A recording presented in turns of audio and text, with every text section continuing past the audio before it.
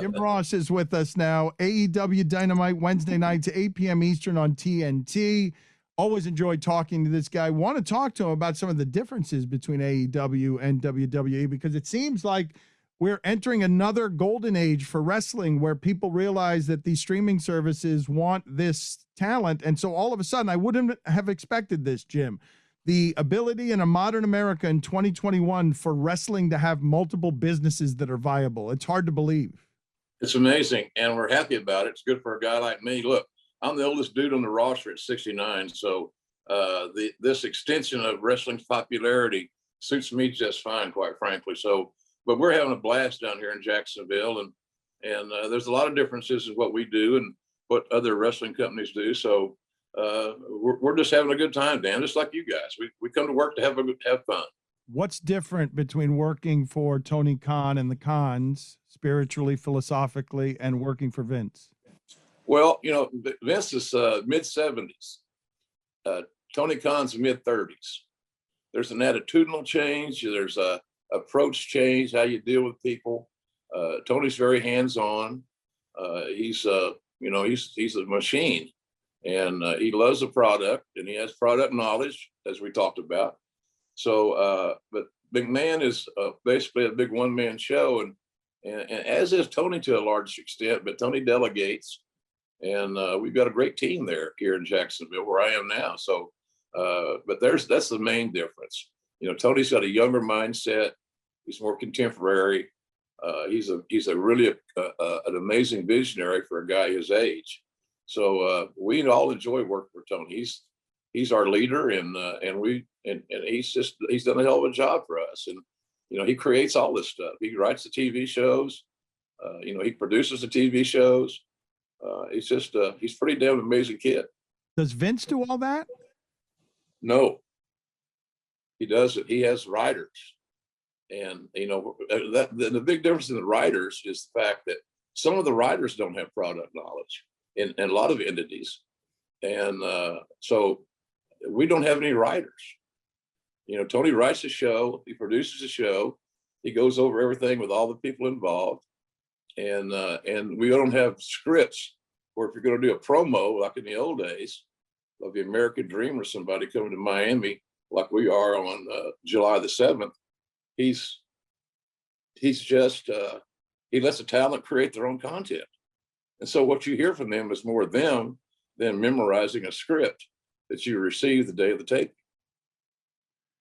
How does old grizzled dog Jim Ross, with all the scars of wrestling on him, absorb young whippersnapper Tony Khan, rich kid of daddy who can run things but has a new attitude and is running your sport, but has a nice touch from when I've met him? He seems to be a person that others really like because his enthusiasms are hard to ignore. How does old grizzled Jim Ross accept guy 40 years his junior, new to the business, doesn't know anything about what Jim Ross knows about?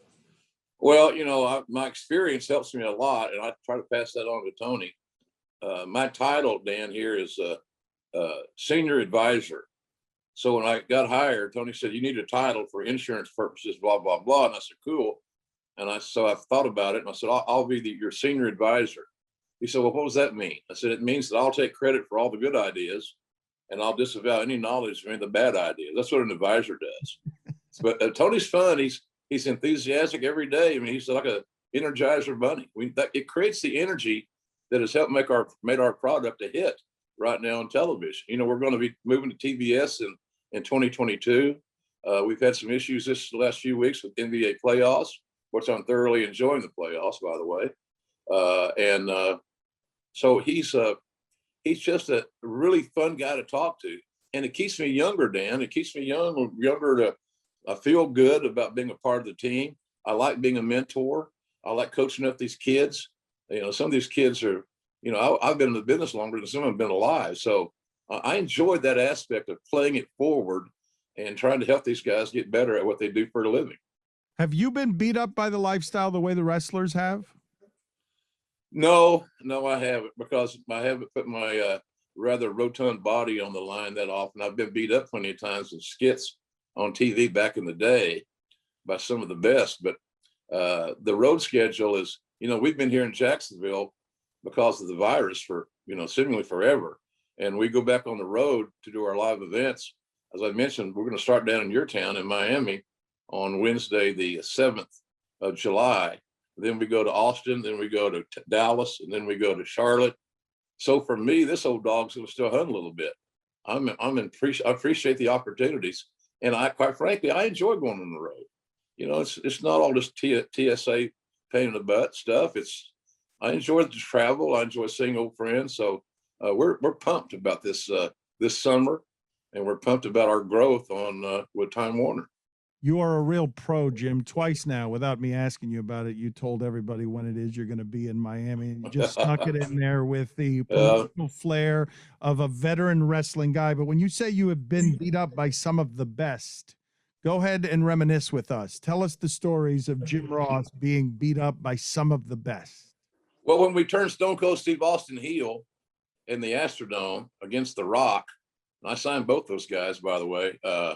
It was a dream come true to watch that. Austin was going to be a villain. I said, that's like making John Wayne a Nazi. It ain't going to work. And it didn't work. But we did an incident in the ring where he beat the hell out of me, and I got 4 stitches, which was not intended. But Stone Cold's one of the ones that the most infamous beatdowns that I received. We thought that would turn the audience against him. And it did for about 5 minutes. We were in Oklahoma City even. We're home with my Sooners, for God's sakes. And I got a little empathy, but nobody wanted to boo Steve. He was just that over, as they say. So a lot of those guys, I've been a lot of guys have Undertaker's had his shots at me, and the minute by minute ratings killed my ass, because every time I would do it, it's about watching NASCAR. So many left turns, and somebody's got a wreck to make it more interesting. And that's kind of what my deal was. I was having wrecks, and people were enjoying seeing my demise. It's kind of perverse, but when I think about it, I'm almost getting depressed, but not. No, I'm kidding. Who does Jim Ross regard as the greatest of the wrestling announcers? You're only allowed one name. You can only pick one. You can use as much nuance as you want or don't want. Pick one. Easy. Gordon Soley, the Dean. And you growing up in Florida. I loved him. Loved him. Unique delivery, unique sound, really cool use of the vocabulary, and he told great stories. And he facilitated the fans to make an emotional investment in what they were seeing. What we do is kind of unique. I love what you talked about in the early part of the Renaissance. I'm just waiting on roller derby to come back. So hell, that's the kind of guy I am, man. But Soley's the best. And anybody says otherwise, at least in my earshot, is off base. If I may correct you, and I shouldn't even say correction. I shouldn't say correction, because this is the master and I dare not blaspheme. But I, in my childhood, caught I think what was the tail end of Gordon Soley, and therefore I think what I was getting is somebody who was drinking on air. I'm not sure. I was a child, right? So I don't know if the tail end of Gordon Soley is what it is that you're talking about, because when I think of the greatest in wrestling, and I don't know, tell me if I'm an idiot, Mean Gene Okerlund, I just loved how he did it, the flair and also the vocabulary. I don't know if he had the same stories that Gordon Soley had. Well, they had different roles, that's for sure. But in what Gene did, he was by far the best that's ever done it. The straight man, the pitch man, whatever. Gene was never a play-by-play guy or an on-air color guy during a match. But what he did was so good that it's Gene's game to win in that regard, and everybody else is following suit. But as far as just play-by-play in my role, I would say that Soley was my inspiration. He was my guy. And when I first got in the business in '74, I was given a Gordon Soley tape by our owner, and I was told to listen to it. My problem was I tried to sound like Gordon. And then my boss caught me trying to sound like Gordon and said, if I wanted to hire Gordon Soley, I would have hired him. But I learned a lot from watching Gordon, and he's still an inspiration to me. And yeah, he did have a cocktail or two on the air. And I will dare say, to be honest with you, I'd join him a time or two. So, but that was Gordon. Gordy was fun to be around, man, but he had to have his drink. You are making a distinction I wasn't making in terms of the selling of a wrestler between play-by-play and sideline reporter. I was not making that distinction. I was making a voice and a face of a sport that is selling me that sport with all of the skill set it requires, right? And I know that play-by-play is vastly different from being a sideline reporter, but I was marveling at the fact that from the role of sideline reporter, Gene Okerlund did it so well that he became a voice that was just like you guys to me.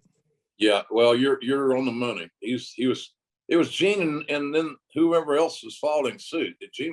He perfected that role that a lot of people in our crazy business have adapted to, have followed. But Gene was by far the very best. He created that role and raised it to a level that has not been not been met yet. It's not been topped. So I love Gene. We spent Thanksgiving together. The last Thanksgiving he was alive, and we consumed plenty of alcohol. I'll say, I'm not condoning it, drinking, but nonetheless, it was the greatest Thanksgiving in my life. I wasn't with my family, but I was with Gene. So really, I was with family.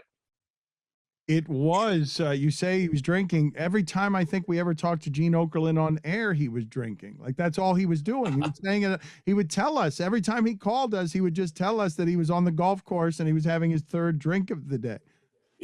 That's Gene. He was being honest, Dan. He enjoyed his drink, and it just killed his body, in that regard. So he had to have organ strands, the what you call it, the organ transplant stuff, and he just thought he was going to live forever. And I love that attitude. When you get to this age, like I am right now, by God, you want to believe you're going to live forever. And as far as I'm concerned, that's my story, and I'm sticking to it. The biggest drunk in the history of your sport, physically and actually by reputation, is Andre the Giant. But when Jim Ross thinks of the biggest drunks in his sports outside of Andre the Johnson, live life big, party, and look, wrestling throughout, symbolically, it's such a fun life that a lot of guys are dying early, Jim. The lifestyle and all of it is a little bit crazy, and it takes a certain attitude. I can't even believe, Jim, that you've lasted this long, just that you've held up, because the lifestyle is so insane. I got good DNA, Dan. I'm part Cherokee Indian. I can handle it. So, and I'm lucky. Look, a kid from Eastern Oklahoma, only child, born on a 160-acre farm, he ain't supposed to have the life I've had. And I did it because I simply loved it, and I still love it. I love working for AEW. I love doing the play-by-play. It's my life. And someday when I'm not around, you're going to say, "Oh, I talked to JR. He loved what he did," and I was happy about that. JR loved what he did, and he still does. Dan just called Andre the Giant Andre the Johnson. It's because he's got a giant dick. Yeah, that's exactly right. Yeah. Jim, who's the greatest of the drunks? Oh man, well, we're wearing this out, but Gordon was the guy. Gordon could drink a lot and go on the air and do a live broadcast, and you wouldn't hardly know until he got fatigued. But Sully was the most infamous drinker of the successful people. There's a lot of guys that drank a lot, didn't make it because of their personal habits, but Gordon had a long career on the sauce. Executive Vice President of Talent Relations is what you did for WWE for several years. What does that mean? What does it mean to sign The Rock? Well, it meant a lot of money to the McMahon family and WWE. I know that. And Dwayne's done pretty good moving on from that. Class act. The head of talent relations is kind of like the player personnel guy, the general manager. My division was in charge of hiring, scouting, training, all areas of management involving the talent.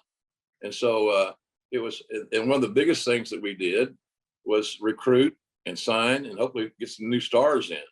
I signed John Cena and Brock Lesnar and Dave Bautista and Randy Orton, among others. So Kurt Angle, I hired Mark Henry, who's with us now in AEW.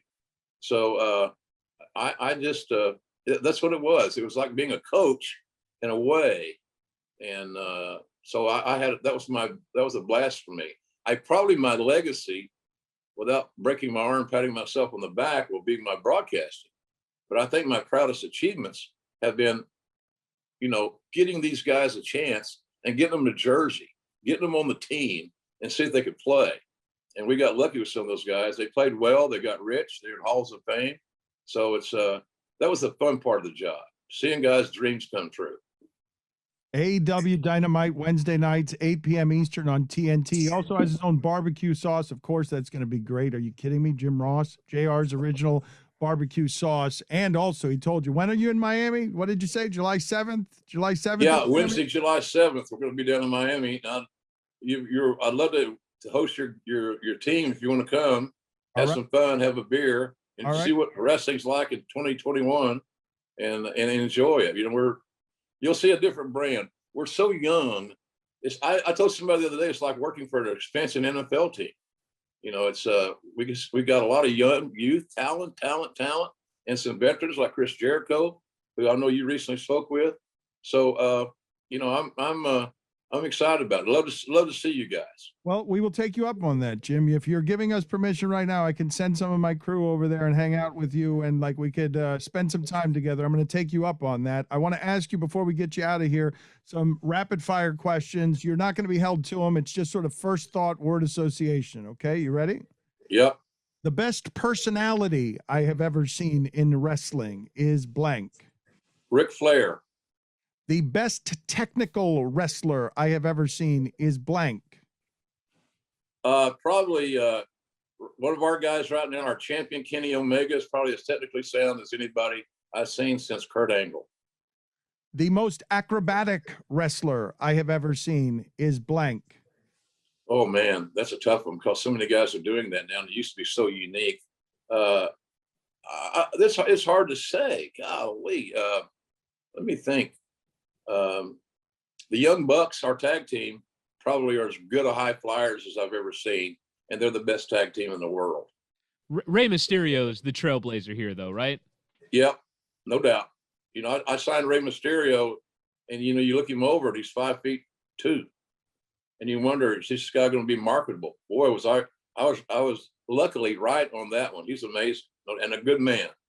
What's the most wrong you've been?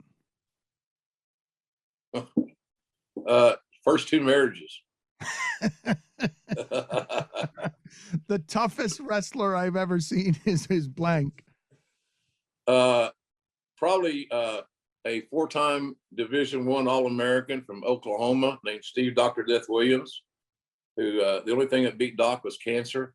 God bless him. He's a 4-year starter at OU in football. That's my school. But he was a legit badass. I mean, no doubt about it. But Haku is another one. There's been a lot of tough guys. But Dr. Death would have to rank there at the top of that list for me, just off the top of my head. The best tag team is blank. Young Bucks. We got them. Okay. They're hot. They're young. They're contemporary. They think outside the box. They're just an amazing talent. Tony Khan's done a hell of a job, Dan, of assembling talents that appeal to him. And he is still a massive wrestling fan. So that's helped us a lot. The best talent I've ever seen with words is blank. Oh, wow. The greatest talkers. Well, Flair's a great talker. Steve Austin's a great talker. One of our guys, tougher than hell, reminds me of Steve Austin, is John Moxley. He's a hell of a talker. The guys that talk the best are extensions of their own natural personalities. Chris Jericho's a great talker. He's great at everything he does in the wrestling business. So, but Flair's, anytime you hear about great talkers, Flair's going to be in that conversation. Who's a wrestler that you didn't think was going to amount to much, who surprised you the most? Well, I fought real hard to hire Mick Foley. Vince said, I'm going to let you hire him. He'd had 2 or 3 tryouts. And when I got to be the head of talent relations, I wanted better people in the locker room. I wanted guys that weren't drunks and druggies. I needed some leaders. I got Mick a job, and Vince told me the last thing he said was, you need to understand what it's like to have your heart broken by a talent that you believe in. And of course, then we hired Mick. He became a Hall of Famer, he became rich, he became a champion, best-selling author. So Mick overachieved more than anybody. What exactly went wrong with the Rocky Maivia character? Well, I think we pushed him too hard. we tried to shove him down people's throat. And when they were in a position as a fan to make their own decisions on who they liked, who they wanted to cheer, who they wanted to boo, so forth. But it was just an overzealous push. It wasn't organic enough, because what is there to hate? Dwayne's just an amazing human being, and as soon as we got him in the right cast him in the right role, they call it booking here, and all of a sudden he exploded, and he's still exploding. The personality who was most reckless away from wrestling. The wrestler who was most reckless away from wrestling was blank. Oh boy, there are a lot of guys that fit that category, to be honest with you. Guys just didn't have common sense, some of them. I'm not sure, Dan. I don't know if I can answer that because there's so damn many candidates. And it's not because you're being polite, right, and trying to protect somebody. It's because you're legitimately flummoxed on you can pick any one of 100. A lot of them are reckless. I am truly flummoxed. Is there one story that you want to give me of being appalled by how reckless one of these wrestlers was? If you don't want to name him, that's fine. But so give us some context for what you're talking about. Well, a lot of guys, to drink and drive was a normal piece of business. After the show, the obligatory beers were flowing. So a lot of drinking and driving, which I don't condemn whatsoever. I think that's kind of the biggest issue. It was a rite of passage. It's like when in a territory, when you would have a baby face, a fan favorite, who was given instructions by the booker to sleep with more women because it was good for business. That was a standard house rule. I worked for Bill Watts, who said, if you lose a fight to a civilian in our territory, you're fired on the spot. So it was a Wild West a lot of times. Now it's more organized, it's more sanitized in that respect. We have an HR department. My God, that would have been the greatest job in the world if you want to stay busy. Back in the old days, to be a head of HR. That is great. All right, we will let you go, Jim. I'm going to take you up on it. I'm bringing my crew out, and we're going to go and spend some time with Jim Ross. So now you're stuck with it. Now you're stuck with it. We're going to head up. I'm looking forward to it, and I will tell you that if you get me your address, I'll send you a case of barbecue sauce from jrsbbq.com. Yeah. Oh, yes! Roy, there's Roy getting Roy. Roy, why are you cheering? It's all going to Dan. Damn it! I know. I'm gonna guzzle it. I'm gonna start just drinking. And I also have I'm shilling. I also have a podcast that drops every Thursday called Grill and JR. That's one of the top 5 podcasts in our category out there. So I'm busy as a fruit merchant, my grandpa would say. So all's good, guys. Life is good. It is because you have been doing it expertly for a long time, sir. You are credentialed in a way. I don't think there are many people who say anything bad about Jim Ross. Do I have it wrong? Has there been a whole lot of public ripping of Jim Ross? Have you had a big public feud where somebody just thinks you're an asshole and rips you in the press? Not yet, but I'm looking forward to it. All right, let me be the first. July 7th in Miami, I'm going to rip Jim Ross. Thank you, Jim, for being on with us. Thank you, Danny. Appreciate you guys.